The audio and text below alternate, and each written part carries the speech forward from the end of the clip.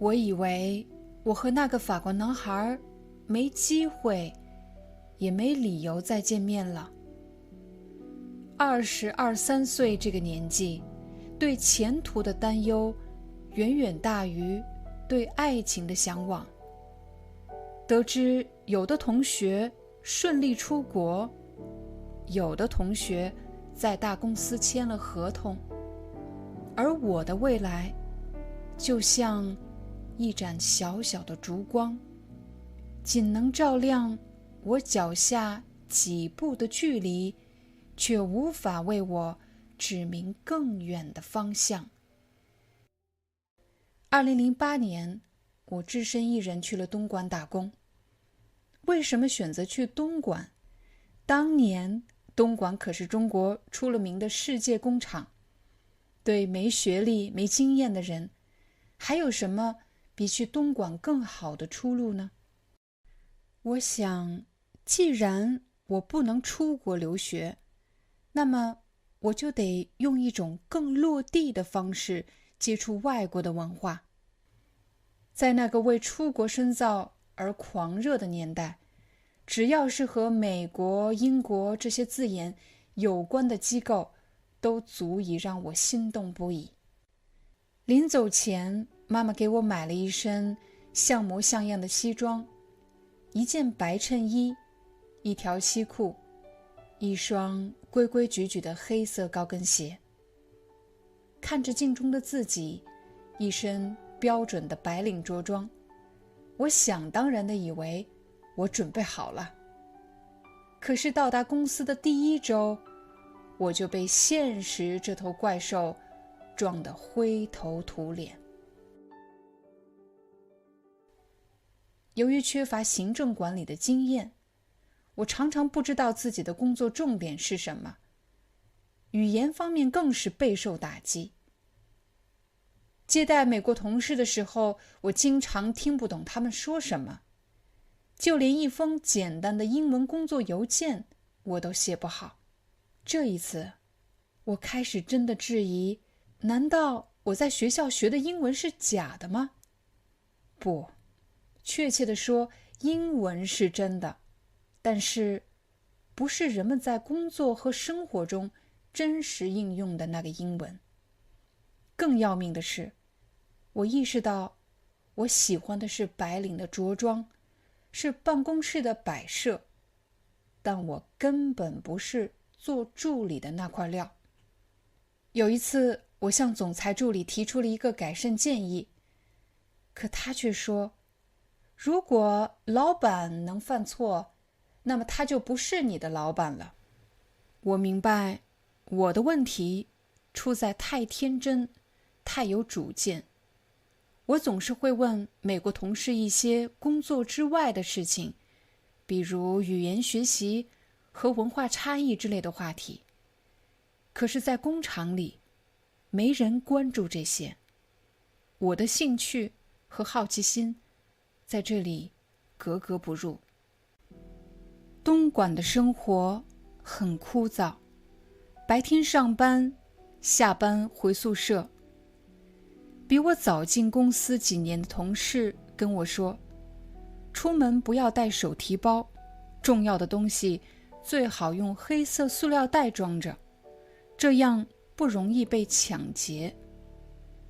白天办公室里飘着咖啡的香气，同事们礼貌绅士，气度不凡。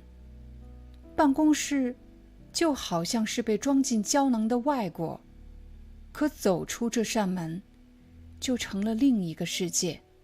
深夜，街道上的尖叫声把我从梦中惊醒。对我来说，这才是真实的东莞。不知不觉，我成了世界工厂金字塔的一部分。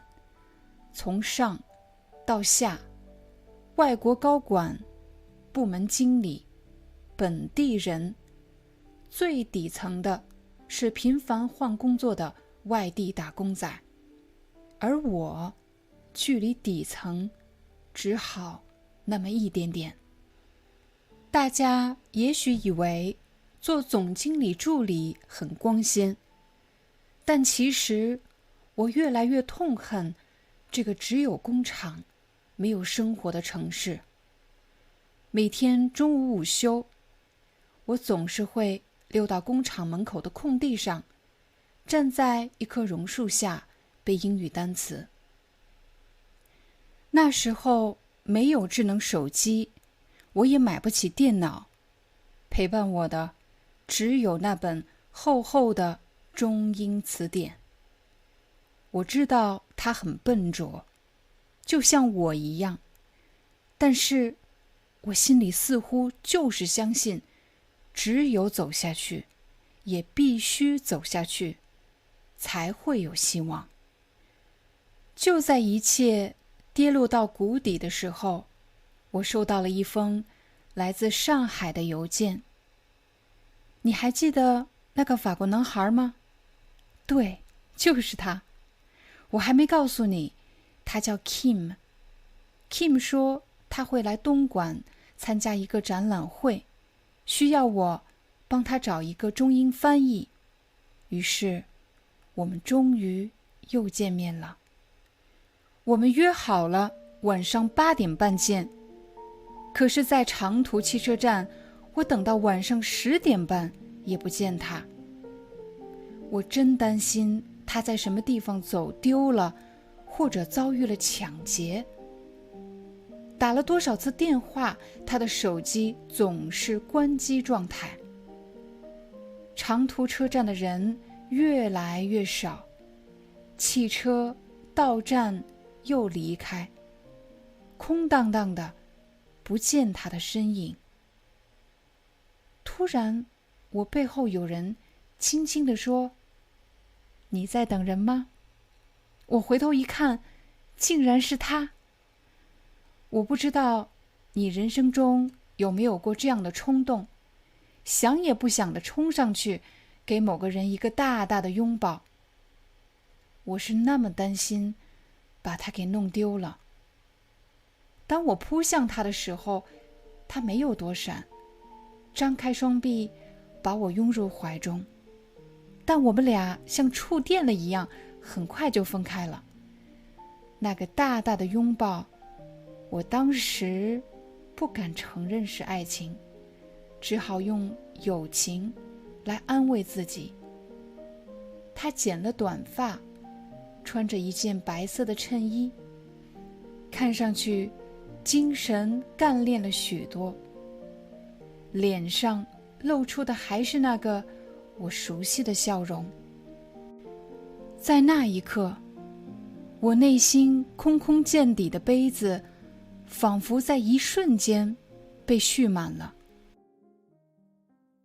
在东莞的那段日子里，只有一件事可以让我暂时忘记生活的压抑，那就是收到 Kim 的邮件。他给我讲在中国的旅行和见闻，我也给他讲东莞工厂里那些我无法理解的苦恼和忧愁。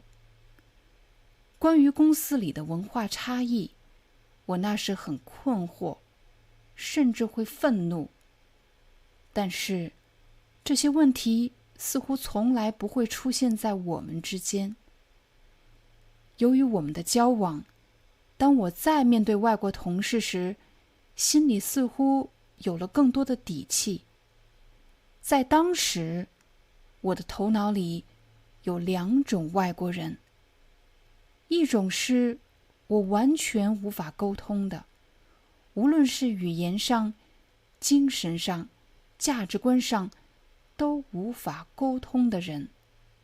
但还有一种是极为稀有的，尽管我们的语言不同，文化不同，但我知道我们是同类。一个人不可能永远处于低谷，也不可能永远处于顶峰。我是从什么时候离开东莞的呢？在下一集，我将继续跟大家分享我的故事。如果你喜欢今天的内容，请一定记得帮我们点赞、转发。我们下集再见。